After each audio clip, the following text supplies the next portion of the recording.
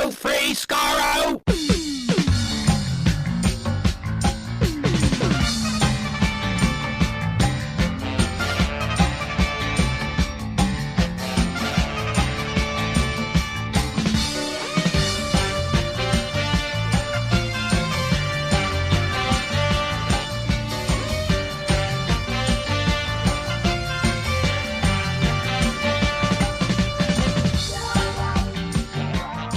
Hello, everyone. Welcome to Radio Free Skaro, episode number 803. I am Stephen in Edmonton. Chris in Edmonton. Heather in San Diego. Heather joins us again because Warren is taking advantage of camping again. Warren's becoming a camper, and I wasn't expecting that. And not the video game camper that I would expect from him. Video game camp? I don't know, like going to video game camp or space camp. Yeah, I'd see space camp, but him in the woods just seems highly incongruent to me. But you know, we all need to expand and grow as we age, so that's good. I can just picture him as Snow White communing with the squirrels or something. Yeah, like just sort of walking out there, communing with nature. He's on suburban Vancouver. He's probably not like 15 minutes away from an Apple store. Like probably I feel like in a Super 8 hotel or something. He just gave up. Just let's not do the tent. Let's do the slight hotel. view of a bit of forest or something. That's camping. Yeah. Well, when I think of Warren camping, I think of him in a camp chair by a fire with a computer iPad in his hand, and doing his thing in nature. I mean, that's camping. Yeah. Probably a frown on his face, no matter what it is he's doing. A scowl. Hello, Warren. Hope you're enjoying your camping trip. He's not going to listen to this. He's camping. Exactly, right? He doesn't have to be here. This is only live. I assume that this is only going out live and not as a podcast. So if he's not listening now, he'll never be able to listen to it. So. 803 episodes, gentlemen. Yeah, that's sure how Warren's it's done. I don't have to listen to this one. Yeah. I guess we could have put it out live, couldn't we? We could have put it out live. We could have done it, but we didn't. Oh, well. Yes. Well, missing this will be his loss. Yeah. Yeah. It's basically live. We're recording this Sunday morning, folks. As you hear this, this is like 3 hours old. This is a 3-hour-old recording as you're listening to this as it comes out. So not even 2 hours. We're close to, this is pretty much close. This is like Doctor Who in the 1960s in the mid-Troughton era when they were basically recording a week before broadcast. That's basically us. That would be a fun anniversary idea, is to do a live RFS, A live RFS. Fun for me, maybe not fun for you. As I said, they're more or less live, kind of like 60s Doctor Who. They are recorded as live. We have 3 recording breaks. Try not to use them. And the sprinklers will go off at 10 p.m. sharp if we don't wrap up. So it's really synchronicity with everything. Is that method podcasting? It is a little bit. So we feel closer to the show that we're talking about. I mentioned 60s Doctor Who. We'll get to the Timelash in a little bit here, but this is important because today, June 20th, 2021, I have to look what the year was, because we're building up to 2023, the 60th anniversary of Doctor Who, which is only 2.5 years away. And listen, I talked about this a couple times over the past few months, but listener Joe emailed me a few months ago and said, hey, did you know that if you started watching Doctor Who 1 episode a day on June 20th, allowing for like maybe 2 seasons of Jodie Whittaker's Doctor, or at least 2 seasons of Doctor Who, on top of what currently exists. We'll get into that a little bit later on in this podcast. You will watch every episode just in time for the 60th anniversary. So I mentioned this on the podcast, and I'm starting it today. And Heather, you were interested enough that you thought, hey, let's also watch every episode of Doctor Who 1 episode a day for the next 2.5 years. So you're on board too. Yeah, I'm totally on board. I thought about it because it's a commitment. And just now you said 2.5 years and I hadn't calculated it out. I'm like, WTF, really? It's a lot of years. But no, it's great. A lot of time. Because I did the pilgrimage, but I was a newbie and I skipped all the missing episodes. Yeah, this includes missing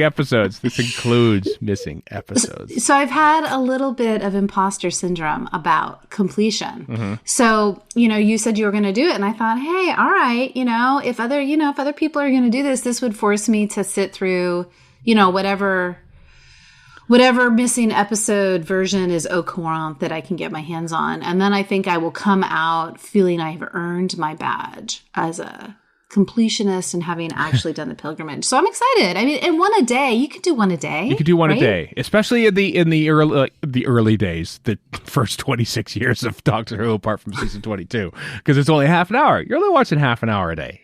It could be done. Well, and I figure we can squidge a little bit. I mean, if you've got to watch a couple because you've got things, that's all right. Yeah. I mean, I think it's about keep it on the timeline, right? And being done. I mean, it's really about watching those last couple episodes right before whatever they do for the 60th, right? Yeah, that's the big one. I was looking ahead at the spreadsheet that Joe emailed me up. And, you don't really need a spreadsheet. Just start today, June 20th. Unearthly Child, watch in order, basically.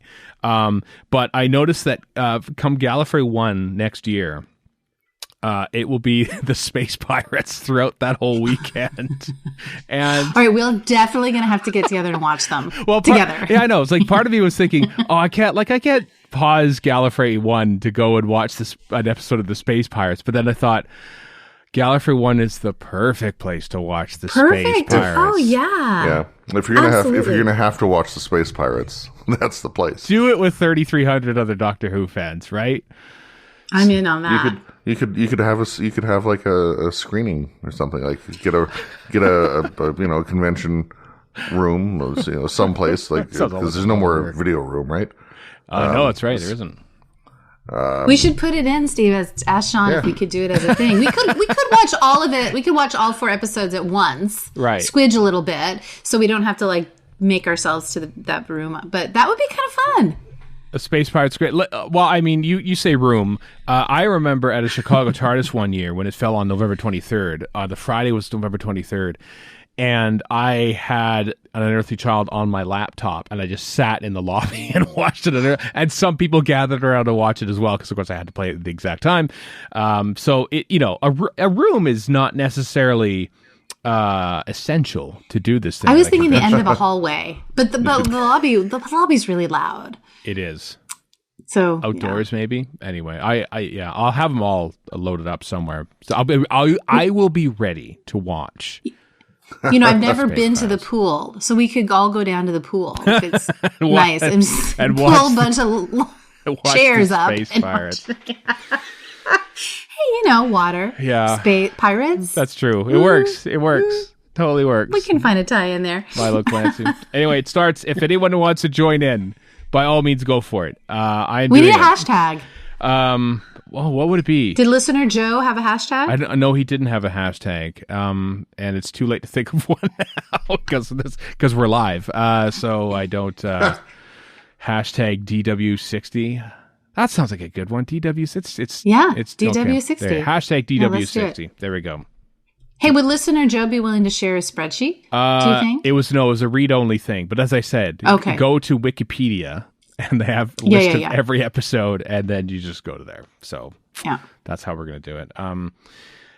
What I find appropriate, perfect segue into the Timelash, of course. This is our new weekly segment where we look back at the week that was in Doctor Who history. The reason I say it's appropriate, because this day in history, in 1964... Episode 1 of the Censorites aired. And what I love about that is that a lot of people say, if you're going to do the pilgrimage, that's fine. Some people bow out like, oh, it's a missing episode with Marco Polo. Like, you're into the groove. You're 13 episodes in. You're 3 stories in. And then you get Marco Polo to a missing episode. Maybe you can get past that one. Some people start to watch the Censorites and going, is this the right idea? Should we be doing this? Should we be watching Doctor Who? So I find it appropriate that the Censorites, a story that I actually like, premiered today, June 20th, 1964.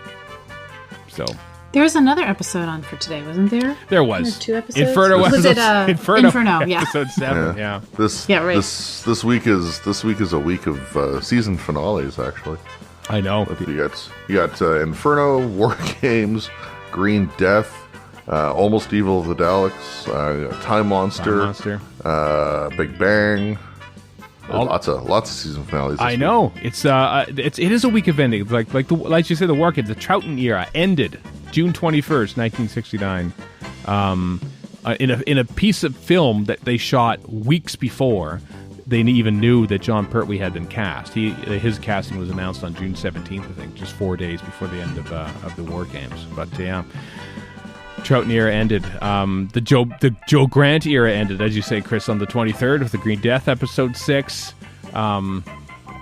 The War Machines, as you mentioned, on Friday, June 25th, which was important because episode 4 was July 16th. It actually went out on July 16th, didn't it? Which is almost July 20th. Which is almost July 20th. Because July 20th is the day of the War Machines was set. No, it's July 16th, isn't it? Isn't it the actual day? I'm trying to think. I thought it was July 20th. I think it's July 16th. I might have to look it up. I think it was actually July 16th, which is remarkable planning. You could be right. I mean, you could be right. I trust your memory more than I trust mine. Well, now you've cast it into doubt now. I'm a little concerned about it, but yes. There's some Fear Her. Fear Her also went out on June 24th. Good memories of Fear Her. Chris's favorite story from series 2. It's not your favorite story. I'm a Fear Her defender. I know you're a defender more than anything. Yeah. There are so many season endings. Is that because they were just on such a consistent shooting and airing schedule back then that it just kind of always was the time they broke? It kind of certainly during the RTD era, and maybe even in the early Moffat era. It was like Easter, Easter weekend ish was kind of the premiere date for Doctor Who for the first 5 years of its existence since it came back.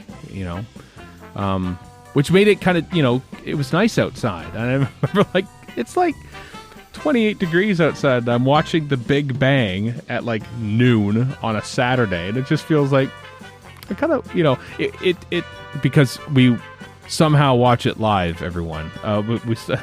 We don't usually watch it on BBC America, so I've always kind of, I kind of liked it when Modern Who moved into the fall and stuff, so it'd at least be sort of some semblance of dark. It's weird to watch a really emotional season finale episode of new Doctor Who, and you can hear children playing in a playground outside or something because it's so nice outside. So I have looked it up, and it was July 20th. It was July 20th. I was wrong. For War Machines, and I was wrong. War Machines and Faceless Ones and Evil of the Daleks. That's right. Fictionally, canonically, it takes place on July 20th. Yeah. I mean, they all take place over the course of more than one day, I think. But they do, but still, they coincide on that day. They do. Just like the music that you're listening to underneath this very segment right now took place canonically on July 20th, 1966. So. Happy days. I love that music. Here we are recording, and I'm realizing that I don't get to hear the music. You get to hear the music. I know. It's part of my favorite part. Oh, I know. It's added on in post. I know we have post production on the show. It's amazing. It's quite something. June 26th, London, 1965 happened because, of course, it's the end of the chase and that iconic line. It's funny. It's great that a hashed a trend. What am I thinking of? A meme existed in Doctor Who and still exists to this day, not because of the episode, but because of the promo that aired on Twitch relentlessly in between episodes. And it was Ian saying London 1965, and now everyone says London 1965 just because of something that was playing way too often. I miss those. Did you watch Heather? Did you watch the Doctor Who when it was on Twitch 3-4 years ago now? Was it? I did. Yeah. I was just remembering it fondly. I didn't. I can't work and watch at the same time, right. So I would catch it But it was super fun to just kind of go on and just see what was there and watch the feed of all these people. I think it was a really fun little event, that went on for a while. So it was nice. So you could catch it when you could catch it. I've very fond memories of. That was a summer, right? I remember feeling hot. It was the summer of 2018 now, I think. Yeah. Chris, were you watching that often, or were you always at work or something like that? I was probably working. Yeah. I watch it periodically. It wasn't anything I was all that keen to watch, or not, that's the wrong word. I wouldn't necessarily go out of my way to watch it. Oh, it was fun. I remember just like really enjoying watching people's reactions to it, because Twitch isn't necessarily aimed at the mid-40s set like myself, and so it was kind of cool to see these people discovering these episodes for the first time and how it became such a big thing over the course of it, and they would make like new promos for it and stuff, and it was just what a happy time. Did they do that up to the premiere of BritBox? Was that part of that? I don't no, oddly enough, I think it was like BritBox earlier? Separate, because it was on BritBox, but then it was also on Twitch, and I was like, I remember thinking at the time, is it leaving BritBox or just going permanently on Twitch? But no, it was just a thing on Twitch, so. Okay. Yeah. So, yeah. Happy days, 2018. The before times. That little bit. Hey, we're getting close to the after times now in many parts of the world. We are. So here, so we can watch and celebrate the Time Monster airing on June 24th, and well, you can do one. I don't know if you can celebrate. At least it ended. Yes. Yeah. Yes. The whole thank F it ended. Yeah, that sort of thing. So yeah, finales are the watchword in the Timelash this week. And I think we should throw a little mention out there to The Big Bang, the end of arguably the best season of New Doctor Who. I have a hard time arguing with that, Chris. That is, Series 5, Matt Smith's first season. Me too. Yeah. Series 5. I remember like I was on board with him from the word go, but it was his speech to Amelia Pond there towards the end of Big Bang. I thought, I think he's my favorite Doctor. I've said that to literally every single Doctor that I've ever watched. And you'll continue to say that about every single Doctor. I probably will. I don't want to ever rank them ever again, because I feel if you're going to start ranking them, then someone is going to be your 13th favorite Doctor or 14th, and it just feels like that is just a slap in the face. Yeah, it's David Tennant. You know how I've started thinking of them? Favorite for this, right? Because they're all really different. They are. That was just, whatever. Stupidest thing. They are really different. Really different. I mean, I think it started feeling bad to me to say who was my favorite, because I would say this because it was Matt Smith forever, but I loved Peter for some things, and I loved Jodie, and I loved Jo, and to have Jodie, particularly to have Jodie and Jo together, and to feel so much love for both of them, but have that be such different kind of reasons why I love them. I'm like, why should you pick a favorite? You have a favorite for this, and a favorite for this, and a favorite for this. And then that feels much happier in my internal emotional space. So I have categories of favorites, not a favorite one. I like that. That's how I reconcile that. Yeah. I reconcile it as kind of like if you've, like, I don't have children, but like if you had a child or something, and if you said to that child, I really love you, but I loved you most when you were between ages 9 and 13. Not as much after that or before Right. I that. mean, if you're having an argument with your kid, I could see that kind of a phrase coming out of your. Why can't you from be the 10 parent's again? mouth. I liked you better when you were 10. Why are you 12 now? What's wrong with you? Change back to being 10 years old. You don't say those things. No, you may don't. think them, but you don't say them. You appreciate various aspects of, probably ages like 0 to 2 is like great, but also like, stressful at the same time. But you don't say, I hated you when you were 2 years old. You don't say that. Well, they call them the terrible twos for a reason, right? Exactly. Yeah. We don't have that for Doctor Who. So I like them because it's the same character. They're just different aspects of that same character. That's how I reconcile it. Warren will probably, if he's listening, which he won't, is... I think the most diplomatic route is just to say there's only one Doctor. There is. There's only one Doctors. I like that even better because there's many of them. But anyway, that's the Timelash for this week. As we get into July, it gets a little more as seasons end and stuff. It's going to be more interesting to find things to talk about. Well, we'll get there. There's stuff that happens like Slipback. Let's celebrate the anniversary of Slipback next month, rather, folks. It's going to be a blast. I remember being excited to buy the Target novelization of Slipback because I'd never heard it. I don't think I'd ever heard of it, and I'm pretty sure I never actually read the book. I never listened to it or read it. I'm trying to remember if it was Slipback or the Pescatons? I took checked out the record out of the library once upon a time, but I can't remember which of the two it was. I think it was probably that's a good question. It's probably the Pescatons. Probably the Pescatons. Yeah, I've heard that one. That one came out on CD, I think. Did Slipback ever come out on CD? I don't remember. Did Big Finish put it out? Probably. Yeah. I don't know. Who knows? Anyway, happy birthday, Jodie Whittaker. Jodie Whittaker turned 39 this past week in a style of only Jodie Whittaker could do.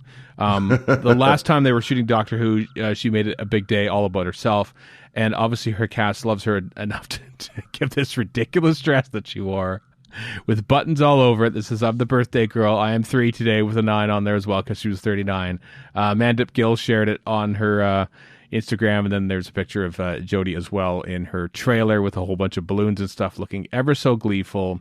What a delight Jodie Whittaker is. She's such a delight. Love her. Mm-hmm. She's such a dork in the best possible way. Just a nerd. So much so. Just a nerd. Yep. Just the biggest dork, which is pretty great. So, yeah, which means they're still shooting Doctor Who, because this, of course, just happened on June 17th. But around the same time last week, this story came out from The Mirror, which is, The Mirror. It's a tabloid, yes.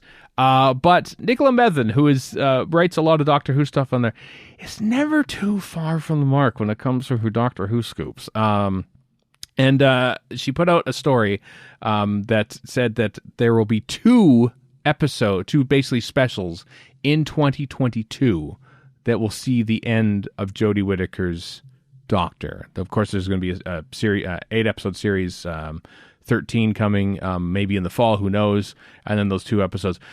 So she's quoting insiders and source and stuff like that. So there's no one on the record here, but we mentioned it only to say that it's out there and it might be credible given the source.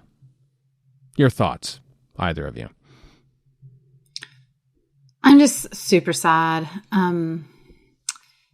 about her. I mean, she not only is she getting a short season, but we missed the 18 months of her doing cons and doing all that fun stuff, right? All of the fun stuff that the Doctor does when they're not shooting. And so I just feel a little cheated. I totally appreciate that Jodie needs to move on with her life and has new projects. And I get that. I mean, more power to her. But as the fan, I'm really sad. I wanted the fullness of this incarnation of the Doctor. I wanted more time with her. And we always want time with them, but I feel like she definitely not as short as some incarnations, but shorter than others. So I'm pretty sad, though I wish her all the best if it's true. But of course you go on the internet and it's like, maybe, who knows, could happen. All of this speculation, and as typical with the Beeb, nothing specific yet. So that's true. I'm just sad. Yeah. Mm-hmm.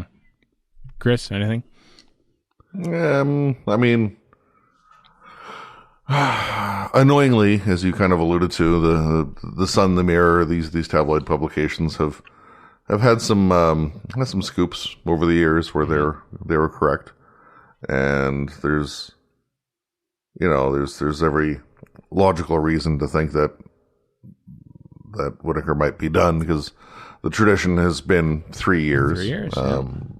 Tennant's few specials after the fact kind of skew that, but then so would these other 2 specials that Whittaker would presumably be doing or reportedly be doing. Mm-hmm. But to kind of further Heather's point, not only do we get short shrift because of COVID restrictions with filming for Series 13 and all that, but even the entirety of the Whittaker era, we've had the 10 episode runs with the 1 special versus even 12 plus 1 with Capaldi, or 13 plus 1 from before that. So we get less of her, or got less of her to begin with, and then even less of her with all this other stuff going on. So it's going to be kind of sad if it's all true. I mean, I appreciate that if she's going out of her own volition, then good. I mean, more power to her, as was said. But I want more. I know. It does kind of make sense. I mean, I think in a follow-up article, also written by Methvin, she says, they're basically the 2 episodes are essentially what would almost have been the 2-part finale maybe to series 13, and she would have gone anyway, and so maybe they're just shooting 8, and now maybe they're just tacking 2 episodes onto the current production block. Yeah, and then on top of that as well, so we're supposed to get series 13 sometime this year. And then these other 2 specials in 2022, which presumably means no Doctor Who in 2022 other than these 2 episodes. Or and probably 2023 before we see the 14th Doctor. Maybe they if the specials air in like the spring, and then you have a new series, because if we're all talking hypotheticals here, folks, but if they're shooting series 13 and those 2 specials now, they might be done by like next month. If they're shooting, but even so, there's precedent though between Resolution and Revolution that I can see them doing the 2, and that's it for the year. Well, and I was confused too, because were the 2 specials in addition to the 8, or were they part of the 8? And that seems unclear. One of the messages said they were part of the 8. So was there was speculation around doing a 6 episode, maybe even an arc, or just a 6 episode season, kind of like one of like 7A or B, and then have the 2 specials be 7 and 8 episodes. And that made me even sadder. I'm like, okay, 8 plus 2 is 10. We can make that into a regular, season. Well, the Mirror article does say Jodie's 3rd series, which started filming in November, was cut to 8 episodes from 10 because of COVID restrictions slowing down production. She will appear in all 8 from the autumn, with her regeneration now expected to take place in a special to be screened next year. This is what that said. Okay, so the Mirror specifically says the 2 specials are an add-on. Yeah. 8. Okay, well, that makes me feel a little better. If indeed such this report is to be believed. Yeah. Right. I mean, as you say, though, it is. I mean, 3 years seems to be 3 seasons. Let's say it. Not even 3 years. Jodie Whittaker was announced in July of 2017. She has been the Doctor for. It'll be by 5 years by 2022.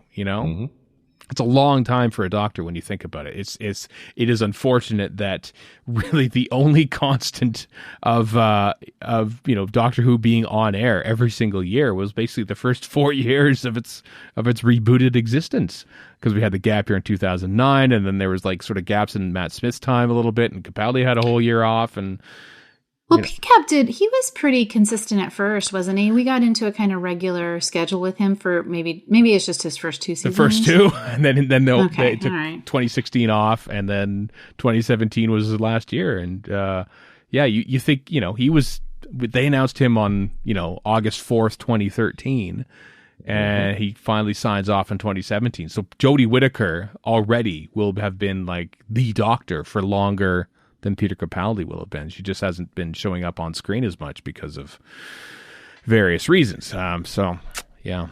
Well, we'll keep an eye on this. There's been rumors about Jodie Whittaker's departure for the past year, essentially, but this seems to be the first one that has some validity to it, perhaps based on the source of the article, not necessarily the source of the information. The Radio Times also picked up on it as well, as a whole, a bunch of other places too. But we're going with the original one, which is the Mirror, as we say, which is not usually that far off from their Doctor Who scoops. They're never good scoops. It's never like Doctor Who will be 28 episodes or something next year. They never scoop that sort of stuff. It's always bad news. Can we have 44 episodes again, like the early years?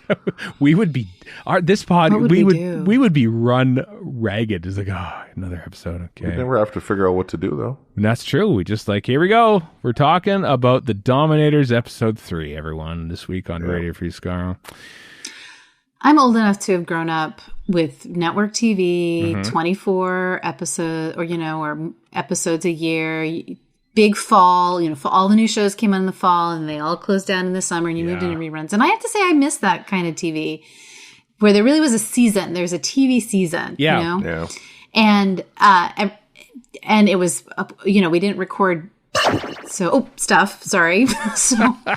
Because there wasn't, only the very, very rich had VCRs. So we had to watch it together. I mean, I kind of miss that kind of TV. I like that I can watch whatever I want now, whenever I want it. I appreciate that too. There's good for both. But I do miss these long arcs of television where you really get to spend time with the characters, and time with the stories. Like 9 months with them. It was great. I know. I've been watching TNG mostly just at night. Yes. Yeah. And I always find it fascinating how they made TV in the earlier days of the profession, and they shot those episodes like in 8 days, and just the turnover that was happening. And basically, you had to have. It was TNG, say, 26 episodes in a year. Here are the 10 that you can spend money on, essentially. And the rest of them, you will probably have no guest cast, maybe one person. All you'll be using all standing sets in the Enterprise. And when you watch with that mentality going in, you think, this is how they did it. This is totally how they did it. Only occasionally did they sort of have big things. Oh, they went on location for this one. They built a new set. Ooh, they built a Romulan spaceship's bridge set for this one. You realize how cheap some of these episodes are, how quickly they turn over. And maybe that's why they don't make TV that way, because I think people see through that sort of thing nowadays. But well, I think that's true. When you listen to the cast talk about what it was like to record, it just sounds absolutely grueling. And it was the only thing you could do. I mean, that's it. When you were on a show, that was your life. That's all you did, because there was no other time to film, right? Yeah. Anything else. So I get it. I'm totally on board. I miss the fall with all the new shows, and I kind of miss that. So yeah.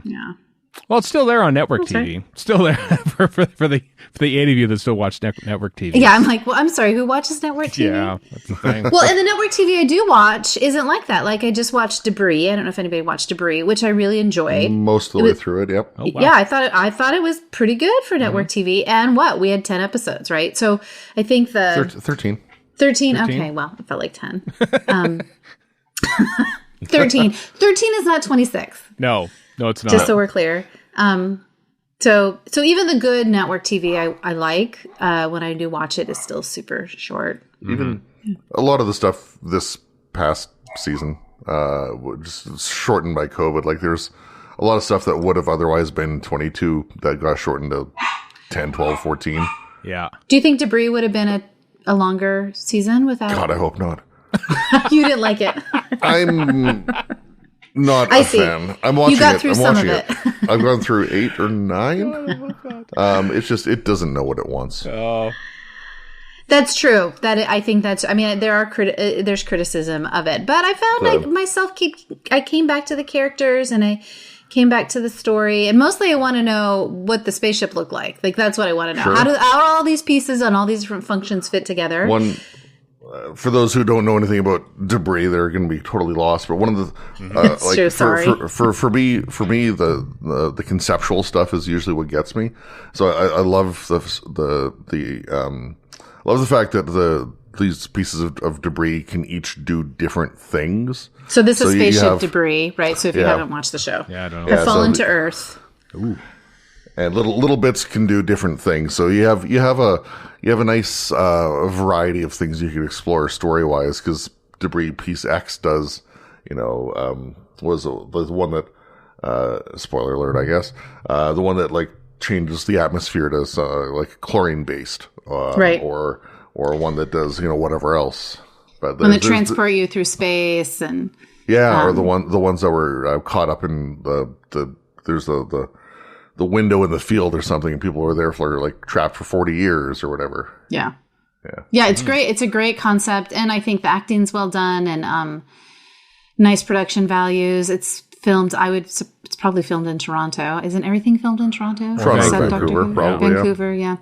But I think it's well done, and I think the writing isn't perfect, but the concept is great, and I want to know what the final spaceship looked like and how these all pieces fill together, which I keep telling myself as I'm watching it, they're never going to tell you that. They're going to end the show, and you're never going to know what it looked like or how all these pieces fit together. Well, that's just what they do now. Oh, sorry. Yeah. That's just what they do, right? Because it's network TV, and the problem with that is it's just wait until you see season 2 or we explain it. Oh, no, we just got canceled. So now, apparently it was Vancouver. Apparently, good. Yeah. It looks very Vancouver-y. Yeah. Okay, wrong show. I know. I don't know how to segue. I don't know how to segue from that to the next thing, which is, we usually don't like say, here's who's appearing at conventions, but Christopher Eccleston is going to be at MegaCon Orlando on August 14th. A, that's awesome for Christopher Eccleston going to conventions. B, conventions. They're happening, folks. Conventions are happening again. Like, it's a whole, like, William Shatner and George Takei and, like, James Marsters from Torchwood, but mostly from Buffy the Vampire Slayer. And Brendan Fraser's going to be there. The Hobbits are going to be there. All these people are going to be there on August 14th. I guess nature's healing. The fact that we're going to cram together into convention halls again in August. Yeah, but it is also Florida, so I mean they kind of set. They never trends. stopped cramming. They've been cramming the whole time. Yeah, that's true. So, although the article ends with that they'll announce safety measures in advance of the thing, so maybe they're actually going to take things into consideration. That's true. That's true. And it's, I guess, put on by the same people that put on Edmonton Expo. So. Oh, is it now? Yeah, which of course is happening. It's all the fanexpohq.com. Ah, yes. Yeah, that's right. Yeah, Calgary Expo will be in September this year with Edmonton following shortly after on October. So, yeah. I think I'm always going to wear a mask. I mean, it's been really nice to not be sick for so long. And that's a thing. Those big rooms, I'm like, I got some pretty cool Doctor Who masks. I think I might be just wearing those in those large crowded spaces where people camp out all day. I think I just might do that from now on. I don't know. We'll see. If I'm the only one in the room doing it, I may succumb to peer pressure. So, I mean, was it some legislated mandate or some such, like, for mid-June, June 15th? Like, that's when California reopened? Yep. I mean, you're in California, so you would know better than us, of course. But, like, have you seen any... I don't know how much you're going outside, but have you seen much in the way of changes in the past, week since this happened? Yeah, just in the past week. I mean, the Starbucks sign moved from have to wear a mask to should wear a mask. Like, it's up to you, but you need to be vaccinated, kind of. And the ice rink now says, this is the first time I saw this sign, if you're not wearing a mask, you are like, I don't know, they don't say legally, but what they're saying is if you're not wearing a mask, you're telling me you're vaccinated. So, which I hadn't seen that sign before. So, but lots of people are still wearing them too, inside and, I think outside people are mostly not wearing masks outside anymore, but inside I would say it's still maybe 70 people still wearing masks and 30 not, which I don't think is going to be the vaccination rate. I think it's just people, it just feels weird. It feels weird to be in an inside space because the masks were so politicized. So it meant a thing to wear a mask. Right. And now it means, like, what does it mean now to not wear a mask? Are we saying, I don't care? Or are we saying I'm vaccinated? I think that hasn't settled out yet. The meaning of the masks, which never should have had a meaning in the first place, but yeah, they do now. So anyway, I'd say we're still just we've put our maybe feet in the water of masklessness in California, but haven't dived into the pool per se. Yeah. Because obviously... so Gallifrey 1 being in Los Angeles in California, it's still 8 months out. So there's a lot that can change for better or for ill in 8 months of gap. But, because I know, like, the last thoughts posted on the Galley website were like, there's a chance that masks may still be required and distancing and all that kind of stuff. And, just, with California reopening this past week and, that much time before Galley, I'm just like, there's a chance that Galley might be like it always was as far as, density and masks and all that kind of stuff. Yeah, I mean, we still have, there's still requirements for public transit and gatherings, I think, of more than 5,000 people, maybe. Right. So there's still some. Well, that's a big number. That's a lot. It's a big number. Yeah. It's a lot. So I can imagine that if we don't have some variant that the vaccines can't combat, or if there's some failure in the vaccination system, I can see that, who knows what will happen. But right now, I would imagine that masks, then in February, you have to wear a mask if you're not vaccinated and no one's going to be checking, and we're just going to have to all trust each other. And that's one of the Man, this went to COVID talk. That's one of the things that really, really worries me. So, like, the other day I was reading about, like, Disney parks opening back up on the 15th as well. And how if you're fully vaccinated, you don't have to wear a mask, except in certain, like, tight quarters, like, I don't know, monorail or something like that. But anyway, you don't have to wear a mask, but neither do you have to prove you're vaccinated. Neither can they even ask if you're vaccinated. I think that's true in Disney World. Florida has all these restrictions around you're prohibited from requiring or asking about vaccination status. But I don't know that that's true in Disneyland. California. I know when they reopened, it was only to California residents, but they're also not, because I read an article on Gizmodo or something, one of the Gawker websites, I think it was, somebody going on the 15th to Disneyland, who was not a California resident. They never checked, didn't wear a mask, never got asked about vaccinations. I think they're not asking, but I don't think they're prohibited from asking. But I would bet that's a corporate policy that they're not asking. Maybe, they don't want to get into policing vaccinations. And I mean, to be fair, it's not their place to police that either. So yeah. Well, I'm intrigued. I'm intrigued to see how this MegaCon Orlando. I don't know if there are other conventions happening before that, but this is because it's a Doctor Who angle. It was the first one that sort of came across my radar. Well, I know even last so San Diego is still virtual, right? It's still virtual for this one. The in-person one will be Thanksgiving weekend in New November. York Comic Con, have they said? I can't remember. I can't remember either. No. And I know last year, up until fairly late in the game, Dragon Con was gung ho to be in person. Good God. Good thing they didn't. And that's you want to talk massive? That's massive. That's pretty big too. And that's usually in late August, September, or something like that. So, late summer, somewhere in there. Well, I'm intrigued. I'm intrigued to see if anyone out there is going to this MegaCon Orlando. Let us know when the time comes in August. Just to give us an idea what's going to be happening at this sort of thing. Just to you're the guinea pigs. Thanks once again, Florida, for taking a hit for the rest of the world. To see how things go. So to put something more in your court, Stephen, was it not Florida who first allowed crowds at NHL games? They were one of Florida, Texas, I think. All the places that have been doing great work at handling COVID were the ones at Arizona, those type of places. Mm-hmm. Yeah. Anyway, Eccleston, Orlando, August 14th. Also in August, this is interesting. The Web of Fear special edition with an animated episode 3 is coming out on August 16th. In North America too, apparently. I will believe that when I see it, that it actually comes out on August 16th. And Australia. And Australia, of all places. There's a whole bunch of documentaries on the set, because it's of course it's a special edition, because the first DVD release that came out was very bare bones.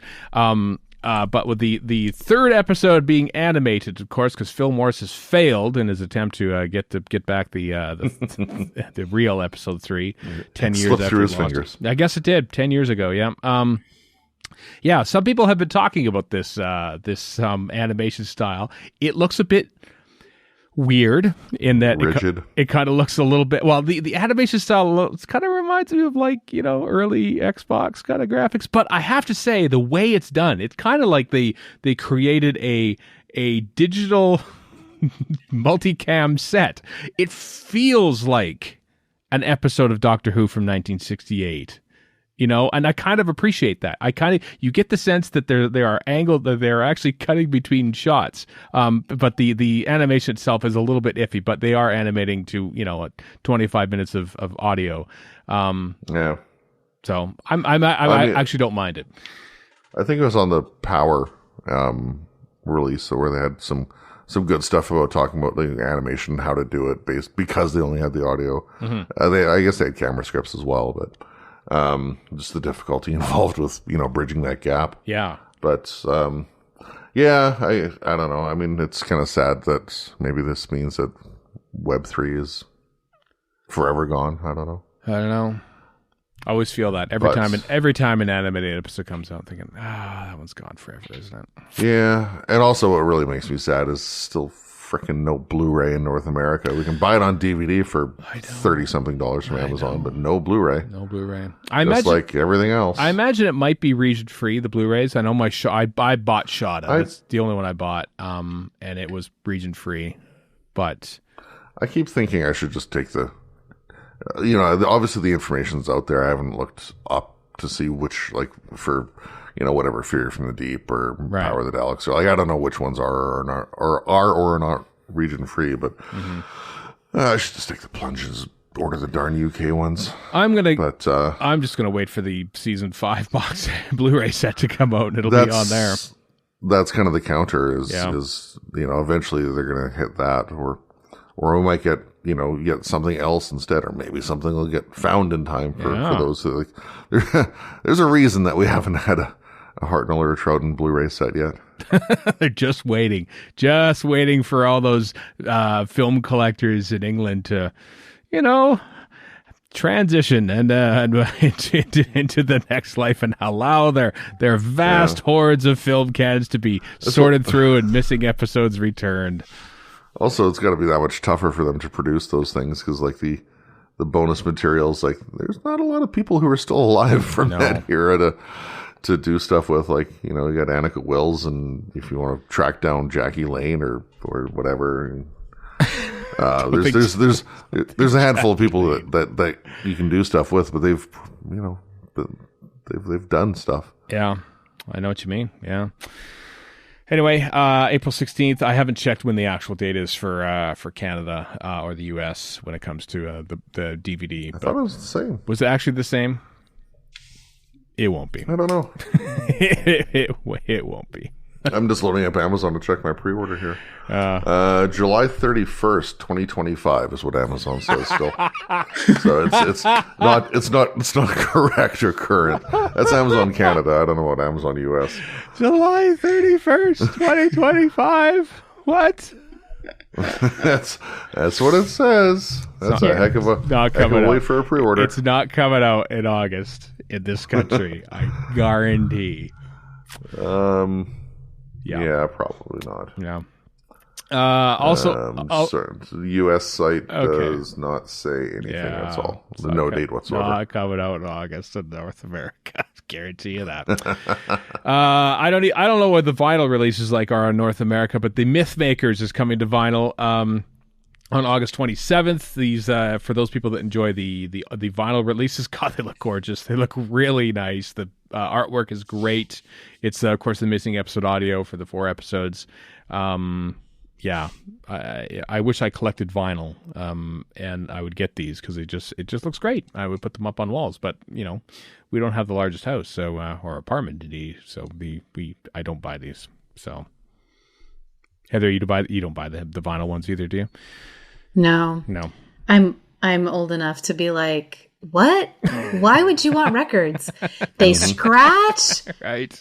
They don't last. They melt. Take up lots of space. They take up space. Like I'm of the era of, man, I can have it in 2 seconds by just downloading it, and it's always perfect. Right. I get it.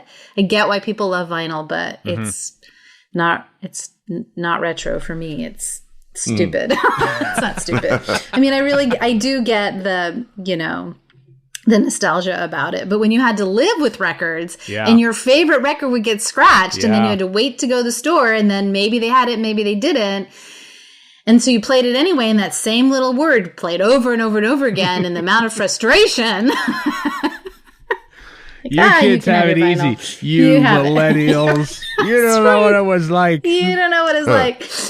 Up and down both ways in the winter. Yeah. Not to mention, so we're all of a similar age. Thinking back to when vinyl, used to be the thing. Just even the cost involved. Like, if I walk into a record shop and I see, NWA Straight Outta Compton on vinyl, and I'm like, hey, I might want to buy that, but I'm not spending $50 on it. No, like some of the vinyl prices are absurd. They're way up there. Yeah, it is quite ridiculous. But hey, that's all the more reason not to bother with the format. Hope you enjoyed the sales pitch there, BBC on the Mythmakers on vinyl. coming on August 27th. For those of you that like vinyl, 3 of us might not be the target audience for that, but Well, the one thing I do miss about like hard concrete things like tapes and vinyl is I do miss the artwork, and I miss the cover liners, and I do miss all of that, which you just don't. I mean, there's just no way I'm gonna print stuff out and do any of that when I order electronically. So I do miss that piece of it. So I totally get it. If you're into vinyl, I get paying for that. I get the artwork. That makes a lot of sense to me. yeah. Yeah, I've been ripping all my CDs that I've had on a box in a closet for several years because I'm going to give the CDs away. And I'm thinking, oh, look at all these like little liner notes. And like some people like back in the day, like when they weren't just like jewel cases, like maybe they were making like sort of like mini vinyl album covers in a way for some of these. Like they were actually caring about this stuff a little bit. And it feels or the lyric sheets or lyric sheets, and it kind of like, oh, no, gone. Yeah, gone. Put it out. Just give me my M4A files, and that's all I'll need. Thank you very much. This is a cool thing, though. The Doctor Who Chronicles issue 2, 1975, from Doctor Who magazine is out now. It is I bought it. It's additional to the Doctor Who magazine subscription. They first came out with one from 1965. That doesn't necessarily mean that 1985 is, because they've been looking at years to celebrate. Big years in Doctor Who history, 65, 75. I suppose 85 was, in retrospect, a big year in Doctor Who history.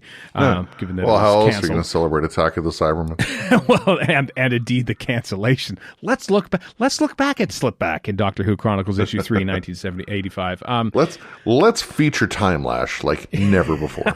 Yeah, 1975 was a massive year because, of course, it was Tom Baker's first year, but also because they bumped. It was originally, airing in early 75, but they wanted to move it to the next season to the fall, which means extra Doctor Who. They basically shot 2 seasons back to back. So there's a lot of Doctor Who in 1975 when Tom Baker became the face of Doctor Who. So this edition covers the making of all those stories from that year and a whole bunch of other peripheral stuff. It's really good. It's a really good magazine. They do really good work on these. I'm pleased that this is a new thing. They're just sort of looking at like a yearbook essentially. So yeah, if you want the physical copy from Panini, it's out of stock. It's that highly sought after right now, but the digital version is available. And you can only get it from the United Kingdom, Gibraltar, and Ireland. Just, that's the only place they ship to. Just, Yes. So for the Panini website, yeah. I'm sure, your local Barnes and Noble might be able to order it in or something. Yeah, that's true. Or it'll show up in 3 months or something because, magazines, but... So, yep, Doctor Who time. We're really pushing on here now. By the way, there's a Torchwood commentary. We're finishing off the Torchwood commentaries later on this episode. Notice how we've been burying those. Just like Time Fracture buried John Barrowman. But they have brought back River Song. River Song has filmed a cameo for Doctor Who Time Fracture, the immersive theater experience, which, of course, is now on in London. They posted some teaser pics of those heels that she wore in Time of Angels. She's wearing she's dressed like Queen Victoria in these teaser shots, which is intriguing. So I guess you have to attend Doctor Who Time Fracture to see what the deal is with that. But it's cool that Alex Kingston recorded a short cameo for that. One thing that we've been skipping out on comics. We've been missing out on comics, and we apologize for that. But they're in the Missy series right now. There's 3 issues now of Doctor Who Missy comic where it features Missy and stuff and battling with the 3rd and 12th Doctors, and it's cool. So we haven't been telling you about that, and we feel bad. So we're telling you about it now. Maybe next week our resident comicer, i.e. Warren, will tell us about what he thinks about the 3 issues of Missy when he's back from camping in suburban Vancouver. But I like the cover art with the 3rd and 12th Doctors, kind of like iconic poses with them in bell jars. In jars, yes, like a zoo. And so Big Finish announces stuff. They always announce stuff. There's always stuff coming from Big Finish. Respond to All Calls is the next Doctor Who 9th Doctor series, which is coming out in August of 2021, coinciding with Christopher Eccleston's appearance at MegaCon Orlando. Also, the War Master killing... I don't know how they put together the War Master, Joe Grant, and Nyssa, middle-aged Nyssa. But they did it. They did it in The War Master Killing Time. which is coming out later this year as well. And tying in with our Torchwood commentary for End of Days, what was in that episode, Murray Melvin playing Billis Manger. Manger? Manger. Away in a Manger, Billis Manger. Torchwood Kyrios. He's in that. He's like in his 80s. That's awesome that he's still recording all these. But that's fun to bring back that character too. That was a very intriguing and fun character, I thought. I know, he just sort of disappeared at the very end, as you'll see if you watch along with us, folks, in the commentary. He disappears, never to be heard from again until Big Finish. Are you doing his episode today? We are, yeah. Well, we did. That's a good tie-in there. Yeah, several years ago when we recorded that commentary. We're doing it now. Yeah. You know what else is coming out in September is the Missy at Big Finish is Missy Series 3. And if you guys haven't listened to the Missy ones, I actually think they're some of the best that Big Finish has ever done. And not just Michelle Gomez's brilliance, which is always there, but the writing is incredibly good. And the music is amazing. They take a kind of bit of a Mary Poppins approach to them, and they're just really, really, really fun. Like, I think I've enjoyed those more than just about anything except maybe Tenants and Nine. I mean, those, when the Doctors are on, it's great, but the Missies are not to be missed. If you enjoyed her character, I highly recommend them. Don't missy them. Don't miss Missy. Don't miss Missy. Very cool. And the last bit of news, we were head off to the commentary. Damaris, not Damaris as we've been calling her. Damaris Heyman passed away, of course, last week. Toby Haydock has written a great obituary for her. It is in The Guardian. Links in the show notes on radiofreestyle.com. So just before we head off into the commentary for Torchwood End of Days, Heather, thank you once again for joining us. Thank your dog as well. I say that so I don't have to edit out the dog barking in the background. And thanks for swearing only once as a reminder to myself to put a staser in for that. Well, I'll let my dogs know that they were appreciated. And as always, love to talk with you guys. Thanks for having me. It's always a treat for me. A treat for us too. All right. After the break, Torchwood Revisited, the end of Series 1, End of Days.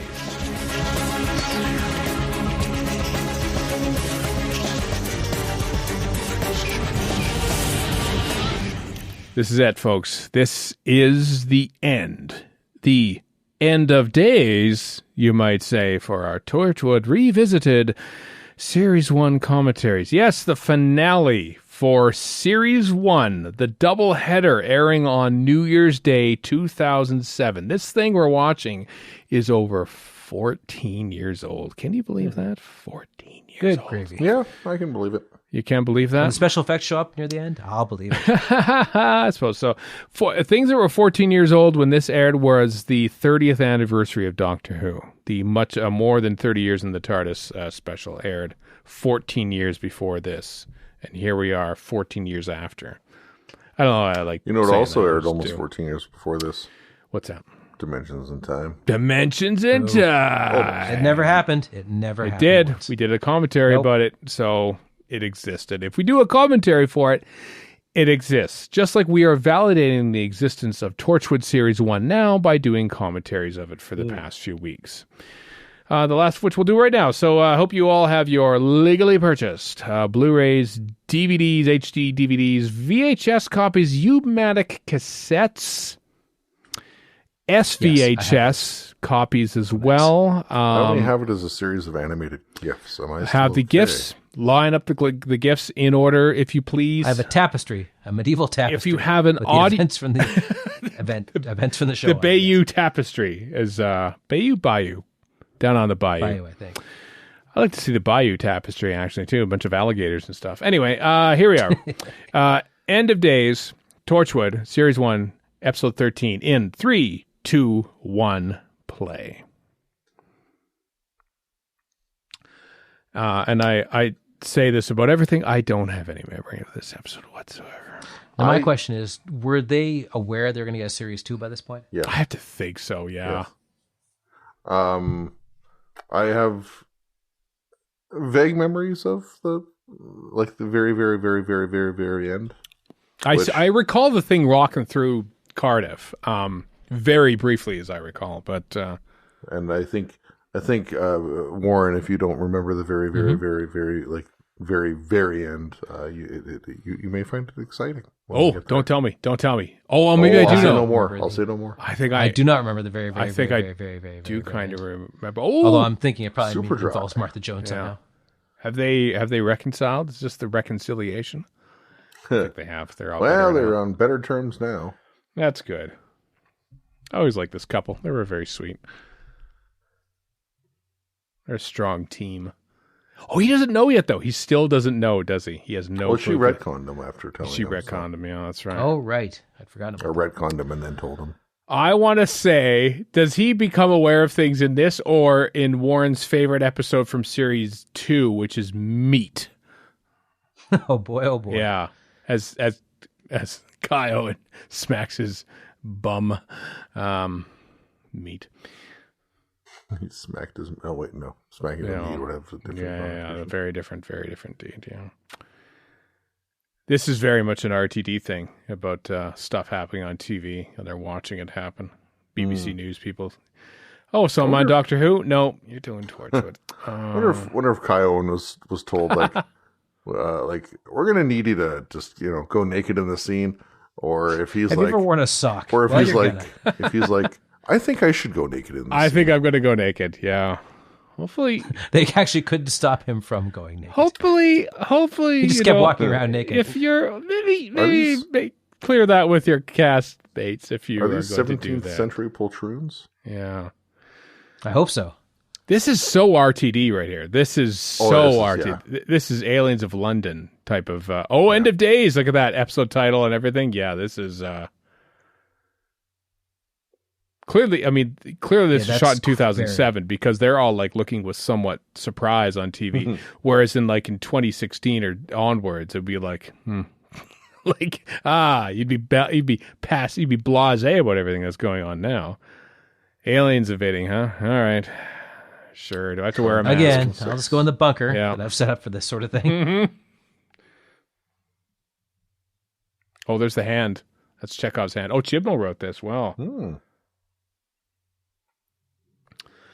Well, that explains a lot. Not my doctor. Yeah. Sorry. I don't know how much. I haven't read the writer's tale in a while. I don't know if it's covered in this. But RTD was obviously the exec prod, and the creator as well. But how much of the day-to-day operations did he have on this? Like he writes the first episode, and then goes off to basically make Doctor Who. Well, it's Chibnall's show after that, basically. Yeah, I'm sure he signed off. How about Chibnall this? and Richard Sure. Stokes. Yeah. But I don't know how much of day-to-day operations he had. Despite that, having said that, this feels very much like a RTD Aliens of London / Yeah. season finale. So maybe he laid down the groundwork. I'm not taking away from anything from Chibnall here, but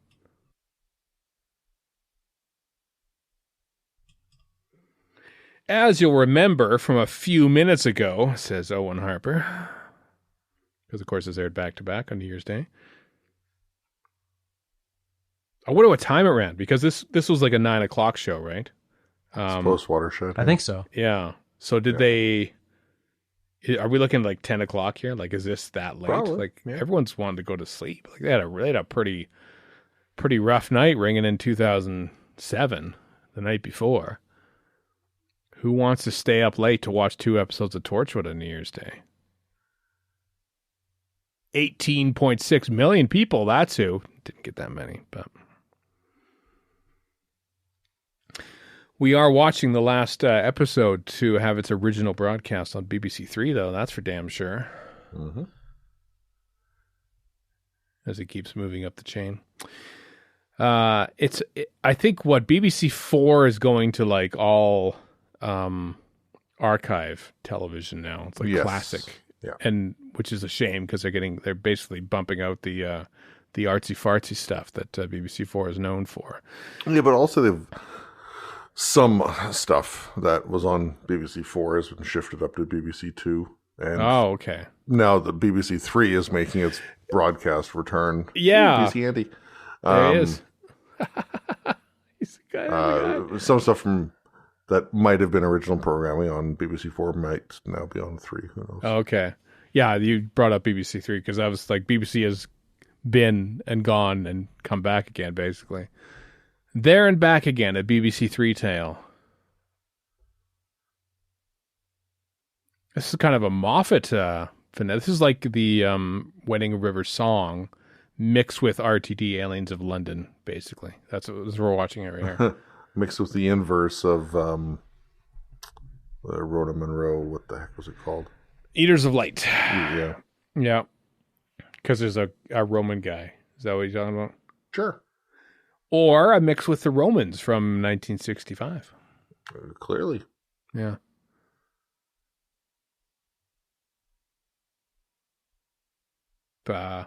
Golly, I didn't remember the cat from ancient Rome. That man is played by Pedro Pascal. Where's my baby green thing? Mm-hmm. Was he actually? I don't have my the volume up. Was he speaking Latin there? Was he? Presumably, yeah. Okay. Played by Jamie Belton for what it's worth, but obviously he's going to retcon that cat. Obviously he'd be very small because, you know, anyone who's been to the UK, i.e. the three of us, don't speak up, people who live in the UK. We don't need to hear from you right now. We are Canadians. We are telling you what England is like. But you just listen up. If you go into a pub or any building built in the 1500s or onwards, it's like everyone was the size of a hobbit back then because it's very small. Mm-hmm. And so that Roman soldier probably was like 5 feet tall. Should have been anyway. Yeah, I remember my high school drama teacher making mention of like Shakespeare's house, mm-hmm. and how everyone back in the day was so much shorter and doorways were going to be so much lower and all that kind of stuff, and, you know, ceilings, etc. Right. So the Great Wall of China was like that too. That's what, more than 1,000 years old. It's pretty old. And you get up there and you're like, these walls are very much coming up to my upper leg. This is a little worrying. This will stop you. Try and climb over this 3 feet and embankment. Would yeah. do it, but maybe the Mongols were even shorter. Mm-hmm. I'll tell you, I don't care how short Genghis Khan was. I wouldn't test that, bro. No. No. What's the percentage of people on the planet that are said to be descended from him? 108%. 108%. More people than exist. Yeah. Yeah. Black Death. Wow. Jeez, and we only have COVID to worry about these days. I know. Wow. Oh, because he opened the rift and now everyone's coming through. Well done, Owen Harper.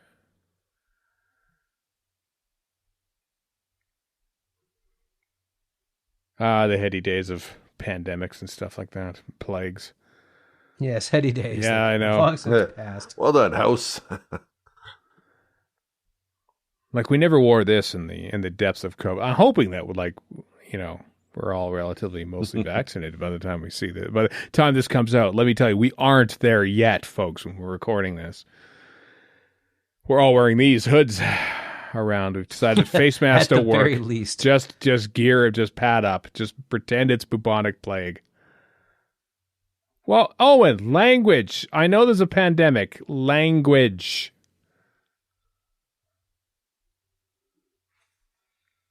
That's probably like I don't know. That's probably not even a hospital. That's probably just a basic office building, but they put up a bunch of plastic sheeting. Oh, I bet you we've seen that hospital corridor in, what is that name of the episode? The Power of Three. I think we've seen this in the Power of Three. Oh boy, she knows about the things coming out of the darkness, which is just the band, The Darkness. Oh,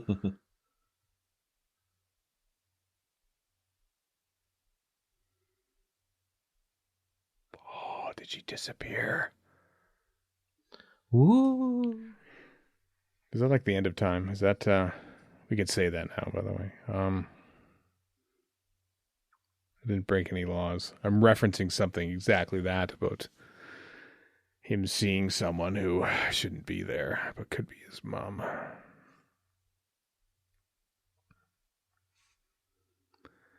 Boop, boop, boop. When did you join this podcast, Chris? It was in 2007, right? But it was well after this. I want to say November, something like that, 2007. Episode 47, whenever that was. 47. I'm not sure we were beholden to our weekly schedule at that point. Pretty close. Very but much no. No. No, some Fairly days it'd be a few close. days between releases sometimes. A week and a Yeah. half. I was July, August, somewhere in there. I remember recording once in Warren's basement and with you on Skype, I think. I remember that. And it was in November. I remember it's close to November 2007. That's my earliest memory of anything. Is that recording? I don't remember anything that happened before then or after until this very moment. And I've already forgotten what we're doing here. So that's what happens with podcasting, folks. You just forget. You forget all the conversations you ever had, but thankfully or unthankfully, depending on your point of view, they've all been recorded. I'm trying to figure out which basement. I think that's my parents' basement. It was your parents' basement. basement. It was definitely your parents' basement. Oh, okay. Yeah. There we go. Warren, you've never had a basement, apart from the one you lived in. But Well, I have, but it was pre this podcast. yeah. When this was coming out 14 years ago. Oh, it's a Weevil again. It's played by Paul Casey. Mm-hmm. I wonder if they ever tried to say, I tell you what, Paul, we've hired another Weevil. So can you train him? And we won't be needing you today. Well, they're apparently full of weevils, so. Well, we only ever see one, though, really. Yeah, that's very true. Yeah. Oh, there we go. There's Decybernized There's Lisa. Decybernized Lisa. Wow. Oh, flashback, just in case you forgot what's going on there. You might have missed it. You might have missed the Cyberwoman episode. You're so lucky if you did. Yeah. It's just not good. It is not good at all. I legitimately forget that she was in this, but... And yet Chibnall's like, I liked it so much, I'm bringing her back. Mm-hmm. And to be fair, she's not the problem with that episode. She's It's not the everything problem. surrounding her. Yeah, she's not the problem. Why is Yanto wearing the headset? They're all in the office. I don't understand. What does the Weevil know? Oh, Owen's going off to his first day of school. He's got his backpack. Got a couple of wagon wheels and some sandwich bags in the back there for lunch. Also, Yanto's headset is different than Jack's, I have just noticed. That's like that weird thing made out of bits of Meccano there for Jack right there. And then... Meccano, you say. Yeah, Very nice. yeah, it's Meccano. Which I never really had. Do they still make Meccano? I don't frequent toy stores as much I think as they do. I think we checked this out several Torchwoods ago. Oh, okay.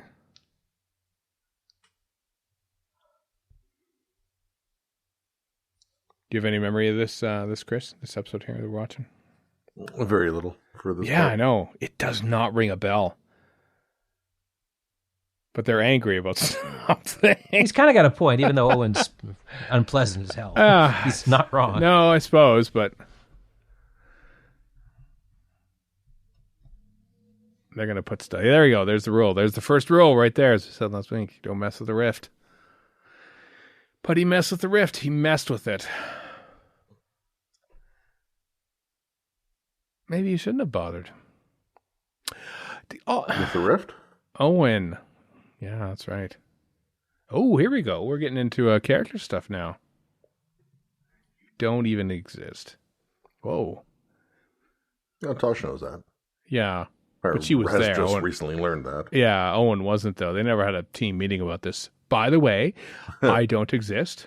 Was it a team? Should it have been a team meeting? That should have been an email. I think this probably should have been an email instead of this meeting, yeah. Somebody was going to reply all to that email. And forward it, and oh, God. It's going to get foiped, and now everything's going to hell now. Everyone in this room is canceled. Pretty much. Especially you, Yanto. Get out. Get out. Go set up the shrine that's going to be there in 2 to 3 years' time. Make sure there's enough thumbtacks. What a harsh thing to do to Yanto. Go set up your own shrine. Basically, dig your own grave. Make sure there are that's what's across my thumbtacks. mind. Yeah.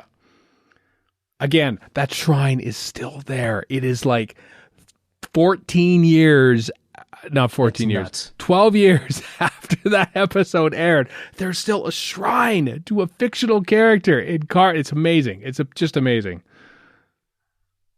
I'm amazed by that. You know, like think of like anyone who comes to Cardiff who isn't like a Doctor Who fan or Torchwood fan and goes like, "What's this about? Who died here?" Well, they'll probably just think it's a real person who died. They probably and they're did. sad about They it. might ask a tour guide. So, oh wow, so what happened to Yanto? Did he drown in the Cardiff Bay here? Says no, he was in a Torchwood episode. He was killed by the 4 Oh, that's even worse. I'm so Yeah. sorry.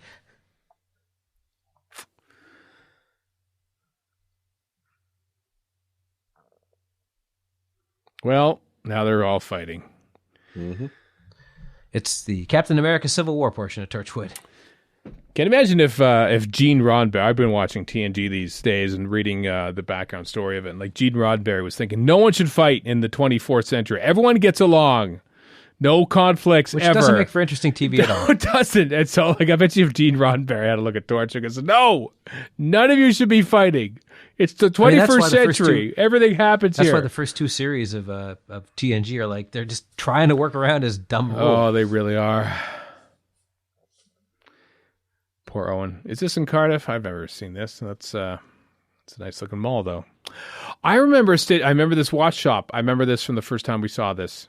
We being everyone. Is this a reference to the evil of the Daleks in that Professor Waterfield has a clock shop in 1966 that then has a cabinet where it travels back to 1866 where the Daleks are, and he's making a time machine out of clocks and mirrors and stuff. You know what I'm talking about? I think you do. Kinda. Oh, here's this guy again. Yeah.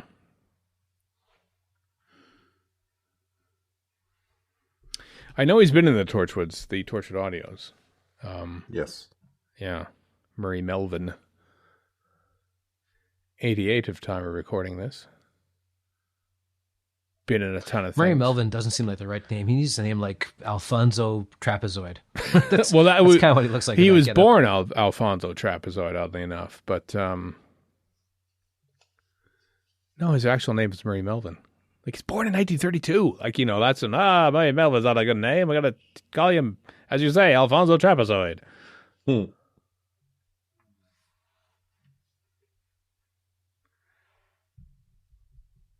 But I do remember, like, he just vanishes at the end of the series, and everyone's going, "Oh, is he going to come back? Is he going to be in Doctor Who? Is he going to be in like?" Everyone sort of like had theories, and then they've never used him again. Presumably the absence was explained in Big Finish. Probably the Big Finish. I haven't listened to know, but No, I haven't yet either. Ooh, Oh, he's got his mitten gun. his mitten. Oh, geez, just vanished. I literally blinked and missed it. I missed him disappear. I totally missed that too. Yeah, but he's gone. Yep, those are clocks, Ashley Way. Ashley Way directed this again. Oh, he's back. Oh, my God. Because it's all about time, you see, just like all the shots of the clocks in the Doctor Who TV movie, just in case you didn't know that it was about time. It's a time travel thing. He kind of reminds me a little bit of not William Hartnell, but Jeffrey Baildon as William Hartnell. oddly specific. The Jeffrey Bale? Yeah, he's dressed up as somebody who's dressed up as William Hartnell. That's who he reminds me of. I wonder if William Hartnell ever wore a cravat, like off camera. This reminded me of the greatest cosplay of all time, David Marshall as the Lenny Henry Doctor. That's a great one. Absolutely brilliant. That is a great one. Although The deepest of cuts. the Lenny Henry Doctor was based on Rupert the Bear. The outfit was based 100% That's on true, Rupert the yes. Bear, which I didn't find out until later, but still. The John Cleese Eleanor Braun cosplay at Gallifrey is one of my That was a good one, favorites. too. That was a good Brilliant. I have an idea. About... Also, the fact that somebody cosplayed as John Nathan Turner, or did they? We're not sure. Every year you'd see that. I think that person was confident. He never did. Or is he maybe just that guy? Yeah. Who knows? I have, believe it or not, contemplated another cosplay.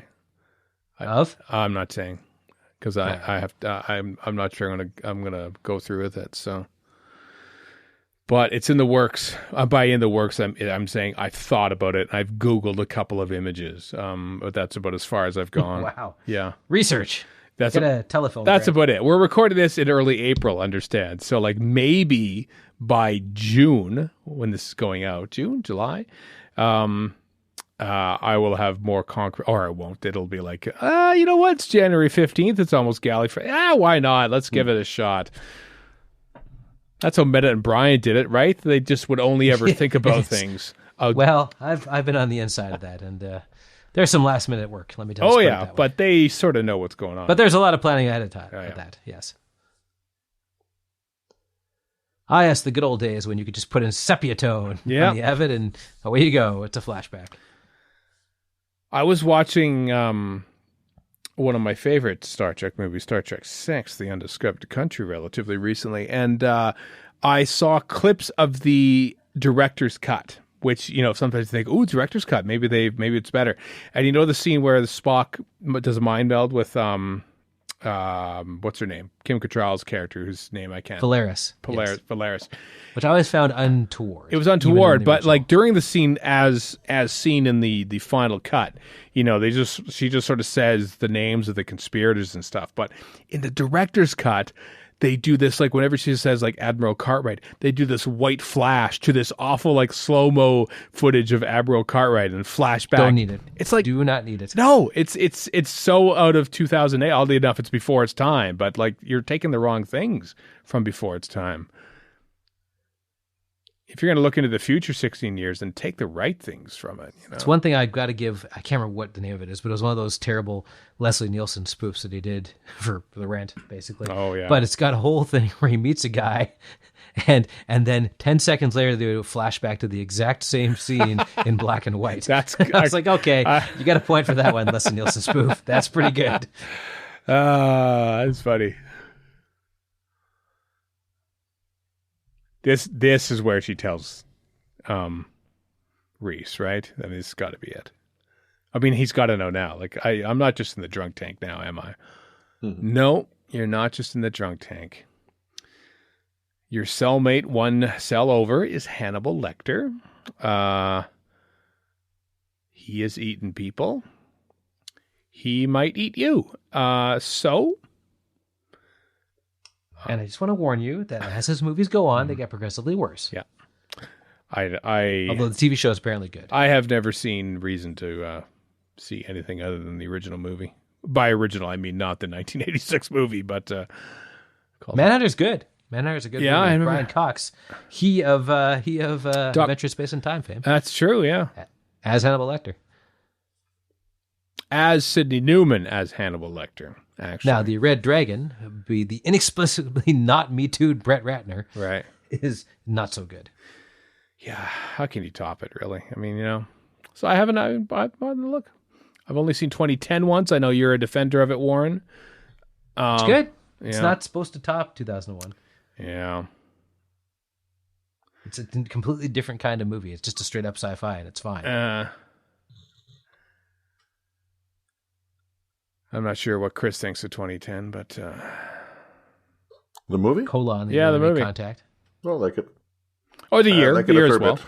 Yeah, the years are good, not bad, too. It was Matt Smith's first year and stuff, but... It was Matt Smith's first year. Yep. Mm-hmm. All right, nobody panic is often followed. The best thing about 2010 Year We Make Contact is the cameo by the Apple IIc. Is that a dance or something? Is that what the Batman does? The Bat 2C? Is that what that is? No. That's a fine computer of yesteryear. Oh. From 1984? Around there, yeah? Yeah, it came out in 84. Yep. Yeah, the movie did. And the computer did. With the LCD screen for portability. Oh. Is that guy again? Oh, do you work here? Yes. At this abattoir, this moral abattoir. Johann Cravat III at your service. Oh! Wow! I don't remember this. Oh, that's some cold-hearted nonsense there, Cravat. Come man, on. he just walked right up to him and stabbed him. You can't just stab him. Yes. Oh, and again. Oh my God.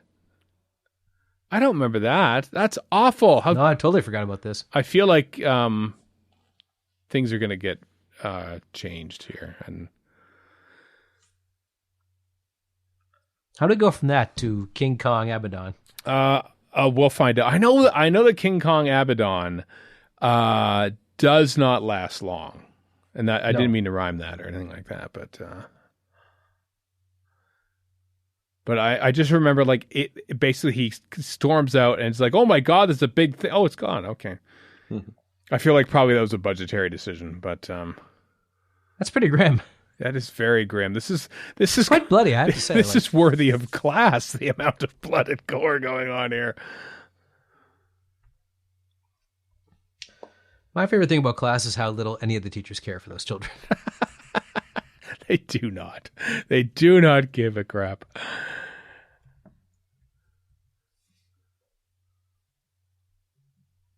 Wow. Maybe we'll do a class rewatch in like 5 years' time too. Who knows? So we can see that exciting ending with the weeping angel for no reason. No. Oh, that's right. Yeah, that's right. They did the big finish of those, right?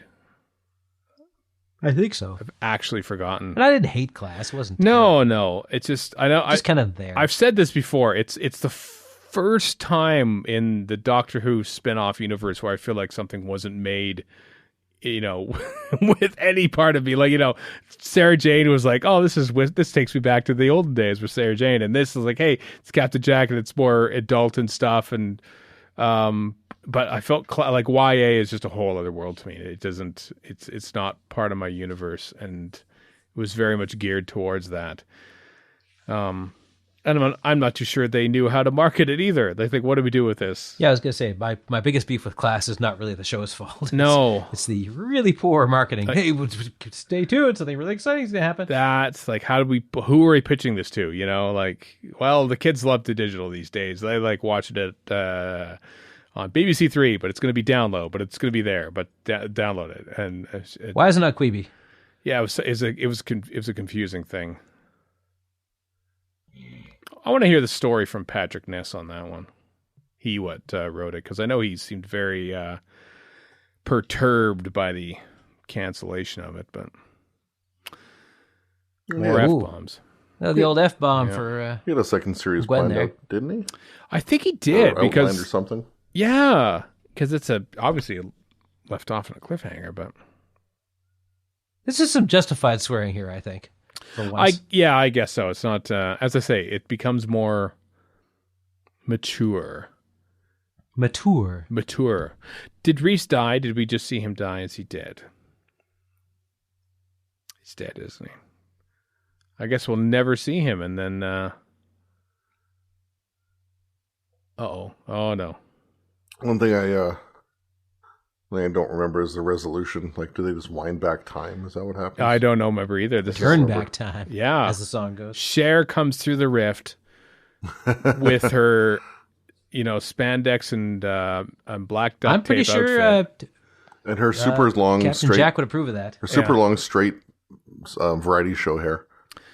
No, we're talking late 80s. We're talking late 80s power ballad hair here. Yeah, we're not talking 60s or late 60s? No, I'm 70s? talking mid. When did Sonny and Cher come out? Oh, 1960s, definitely. Yeah. Mid 60s? Late 60s, I think. I think late 60s. Yeah. That was pre-Congressman Sonny Bono. That was pre-sadly skiing accident led to his death, Sonny Bono. And from what I heard, Bono, not the best guy in the world. I never heard shill for the copyright lobby, Sonny Bono. Oh, was he? I didn't know that. Yep. The Altman brother she was involved with is apparently a lovely fellow. As in Robert Altman family? No, whichever Allman. of the Allman. Allman. Yeah. Allman Brothers Band. Okay.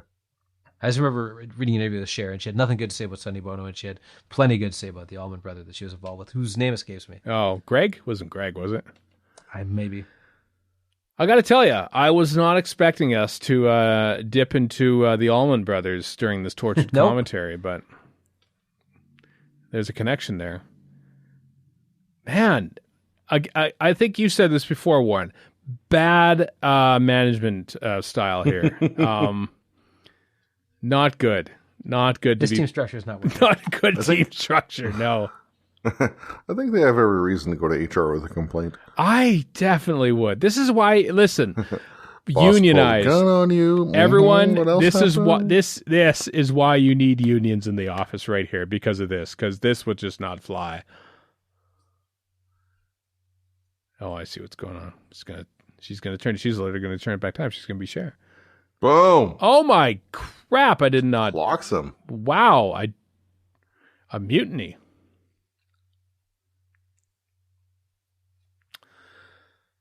Oh, This is very Murray Goldish music, which it might be. no, you obviously have your volume turned up. I don't. I don't have mine up. Is Murray Gold? It's a little tiny Did bit. he do the We music for like the this? Golden Foster credited. Yeah, he stuff, mostly did things. the theme song, and then it's Foster doing the music and stuff. Is that, Oh, actually, this is a whole. Oh, there he goes. There's that 2000s strobe slow motion. Yeah, I saw it there too. But this is the first time he resurrect, right? He resurrects the very first episode because Susie shoots him in the head.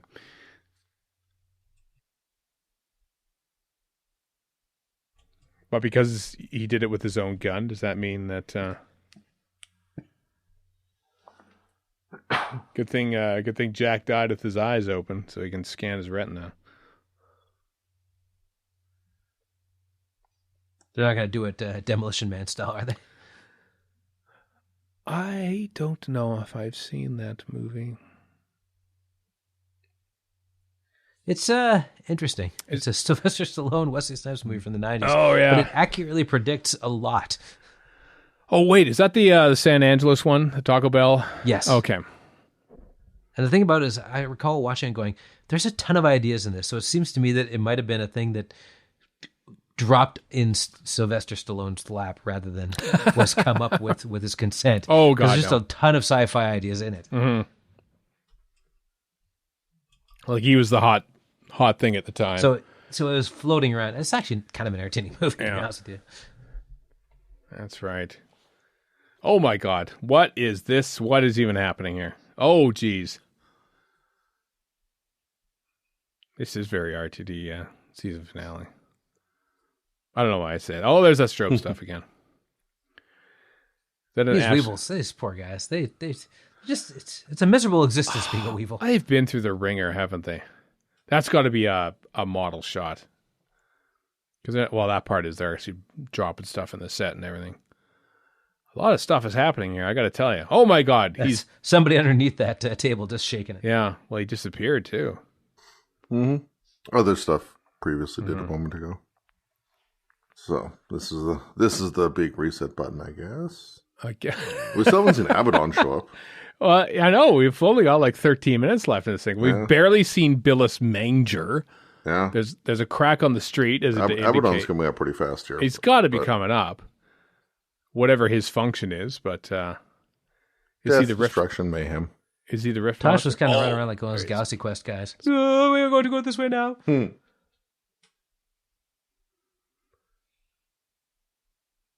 Yeah, what is he talking about, Gwen? Oh, the son of the Great Beal. I didn't know that. I remember thinking at the time that this guy kind of reminded, like, did they just reuse the same 3G sculpts that they had for the Beast in Impossible Planet and the Saint Pit? Oh my God! Holy crap! Look at him. He's a big giant. This makes no sense. I don't know what this is either, to be honest. But the big question: does this thing have a wiener? And the answer is no. I don't really know. Or is it wearing like a loincloth or something? Oh, there we go. That's some 2007. That is good old texture mapping. That's from 2006. 2006. How are we going to get the people of Cardiff to forget this? I imagine everything gets wiped back and no one remembers anything. But right, the shadow kills him. I remember this now. Oh, yeah. I remember that. That rings a bell. This poor guy's probably an Asbo who's but no, he's dead now. He's dead now. Oh yeah, and then he just disappears, doesn't he? He looks at camera, basically, and goes, zip, off he goes. Oh, so wait a minute. Abbadon is Thanos, then, because he did the snap, essentially. And he's not as cool as Thanos. Is he, though? Yes. Oh, okay. What do we do? Cap him. Get me to an open space. To open space? See, that's the shot I remember. I remember that shot and only that shot. I don't remember anything else. That's right. He has sort of a wrestling match with him or something, doesn't he? I don't remember anymore, but nor do I know why Abbadon would care about these 5 people in the middle of a field, but he apparently does. Yeah. It's just stupid. It's basically all there's to it. It's just dumb. It is a bit weird. It seems kind of, a la the big giant Cyberman at the end of the next Doctor. Like, it's just, exactly. Yes, it was carrying on, and now this. Really, we're doing this, are we? All right. Like after all the cool psychological time weirdness, we got a kaiju. Okay. Yeah, it does seem odd. Not even a good kaiju. No. It kind of reminded, like, maybe if the visual look of fighting with the shadow, shadow boxing, if you will. It kind of vaguely reminds me of, not the face. The face is more like a dog, but of the horns are kind of remind me of the Destroyer in Battlefield, which was very much the same idea, some sort of destroyer of worlds from a different dimension. And I have to say, I think it was probably a better realized thing in 1989 than this was here. I mean, sure, it's not as big. Is this kind of what happens with Miracle Day? No. There's a big giant... Well, I mean, with the drawing of life from Jack, though. That's it. I do remember. Like, literally, he's been on... That Abbadon lasted 3 minutes. He lasted... That's the worst boss level ever. 3 minutes. That's why I guess I remembered rightly. I remember thinking Abbadon is there, then he walked across the city, and then he wasn't there anymore. And that's literally what just happened. Wow. So the memory didn't cheat there. That's the final battle. That's it. It's done. End of Torchwood. Ever. There's no more. Oh, but they've rolled back time just by killing that giant beast. Okay. Well, you know what? I feel a little vindicated that I remember being like pretty underwhelmed by that whole thing in 2007, and I was pretty underwhelmed by it right there. Yep, the same here. It's a pretty... I was waiting for that. And pretty rapid sequence of events, to be fair. A little rapid. See, that's the problem when you have, like, big giant, big enemies in the middle of the city, that you have to put the toys back in the box at some point, and this one actually just happened to roll back time. He's not dead. He's not dead. Some good makeup, though. He does look pretty ashen faced.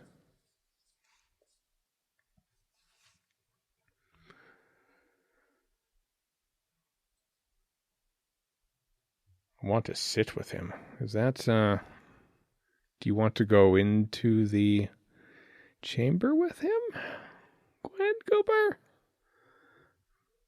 Maybe don't do that.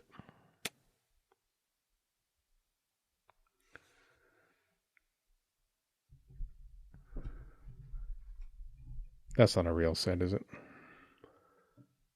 I don't think so. That lasted 3 minutes. That literally lasted 3 minutes. Abbadon.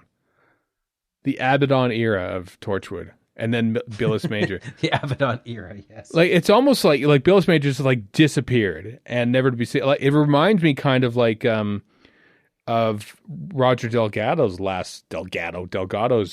last minutes on Doctor Who, where it's basically, the Ogron monster was crap, so we just edited it out. All right, just pretend that the master was there and then he's not anymore, and that's it. And that's kind of what happened with Billis Major, I have to say. all just to get to this. Like, basically, they need to get to the point where Jack sacrifices himself to save the Earth. But does he? How they got there was the that's the thing. He has lived so long, perhaps too long. But know this time, Lord, you are not alone. That still gets me to this day. Oh, is that from Time of? Gridlock. Oh, yeah. I know you. Even though I know how it all pans out, I'm just like, oh my God, he's not alone. And we're watching him right now. It's him. It's Captain Jack right now. It's him. The face of Bo. No, I'm talking about Gridlock. Oh, I know. But the face of Bo. Face of Bo right there. Face of Bo. I suppose. I don't subscribe to that canon. It happened. I know, it's dumb. It takes 5 billion years in the future, right? Things change. Listen. In the year 5 billion, that's when everything changes. That's when everything changes. If you leave a donut out in the sun for 5 billion years, let me tell you, it won't look much like a donut in 5 billion or years. will it? If it does, that is a miracle of some sort. A Twinkie will look exactly like it looks like in 5 billion years. In the words of Winston Zeddemore, Ghostbuster, that's a big Twinkie. Ah. I've only ever seen Ghostbusters once or twice. Maybe once. Maybe twice.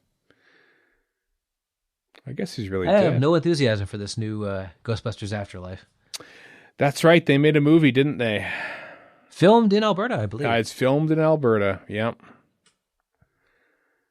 That's the most dramatic slow-mo walk in. It is very slow. Oh, there's the old stutter. And yeah, no, it wasn't even shot in slow-mo. It was afterwards. So did the kiss wake him up, or what's going on here? No, I mean, it is Jack Harkness. He's Jack Harkness. Oh, okay. That's the best way to phrase it. Well, he didn't use the bit, you know. Oh, I'm back. They all know, right? Oh, no, they don't know. This is their first...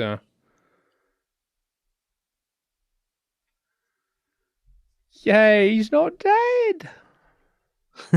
Hooray.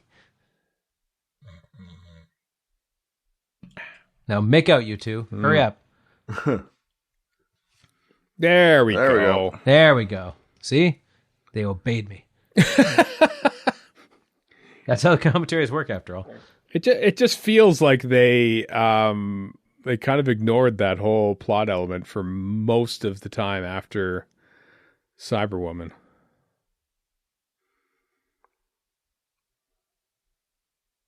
Oh, I pardon you. There you go. There's a deep cut for you. What's that? Godfather? No. Oh. What is it then?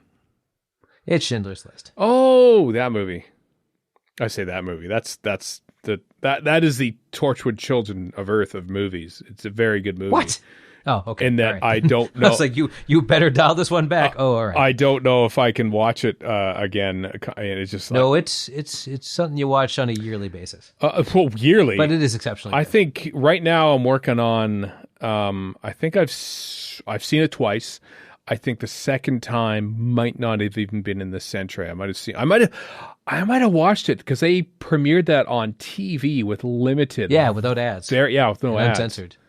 Uncensored. That was a bold thing. I think they had like a 5-minute break in between. Like Ford sold something because they sponsored the whole broadcast. But it's a heavy watch. It's a very remarkable piece of cinema. But it is it's exceptionally good. Very tough to watch. A lot of people are like, "Well, he just did it to get an Oscar." I'm like, first of all, that's not true. No. And secondly, he deserved that Oscar. Sure did. Liam Neeson deserved. I still have a grudge against Tom Hanks to this day. He won for Philadelphia that year. I really feel like Liam Neeson should have won Best Actor. I mean, those are both pretty standout performances. Yeah, Philadelphia is not as good a movie. No, Philadelphia has aged apples and oranges, really. But no, it's aged remarkably poorly. Oh boy, it has not aged well. It's not. Still. I remember watching the tail end of it on TV and going, this is still really sad. Yeah, but yeah, the rest of it is all very. You're like, this just is from a different universe. Yeah. Now I'm sure. Here we go. What's that? This is it. This is the big moment because he's hearing the whooshing. Say, many a middle-aged gay man could rightfully contest me on that, having lived through that nonsense. But anyway, but it just does feel like very aged. Yes, we're talking about about this. So we had the volume down, but you could hear the TARDIS, I imagine, very... Mm-hmm. Because Jack ran off with a hand. The hand is bubbling. Don't even say it, Chris. I know you're thinking it. Don't say it. That it's leading into the opening of Utopia? No, that's fine. Something he hasn't taken. He just like, I am out of here. Something pure all about hands. I am out of here. Something hasn't taken him. I am gone. My ticket out of here. That's a nice shot, that one. Yeah. But, zoom out, pull out. There it is. Wow. Big. They're using up all the helicopter footage, and then it's over. That's it. Captain Jack will return in June of 2007, I think that's when it was. And to be fair, he is great in Utopia. Oh, such a good episode. And Sound of Drums. Such a good episode, Utopia. Oh, it's absolutely one of my favorites. Yeah. It's curious. I mean, it's very weird because Captain Jack isn't actually central to the plot in that 3-part finale in series 3. And so I'm wondering when the idea of him coming back to Doctor Who was. Did that happen during the course of the making of this series? Was always like, hey, you'll come back in series 3, but first we're going to make a spin-off for you called Torchwood. So you won't be in series 2. I don't know. Don't know the whole timeline of that. There was something along that line. Yeah. Sounds vaguely familiar, but...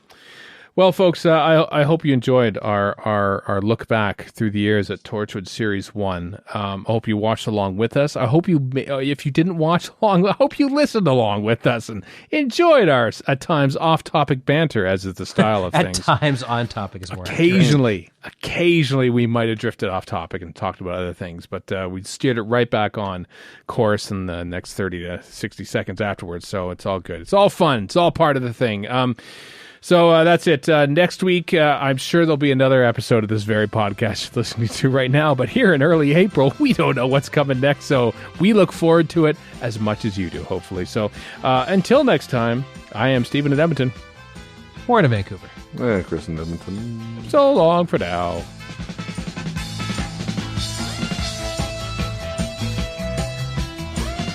You've been listening to Radio Free Skaro. Find us online at radiofreeskaro.com. Follow us on Twitter and Tumblr at Radio Free Skaro. Subscribe to us on iTunes and donate to the show at patreon.com/Radio Free Skaro. Thank you.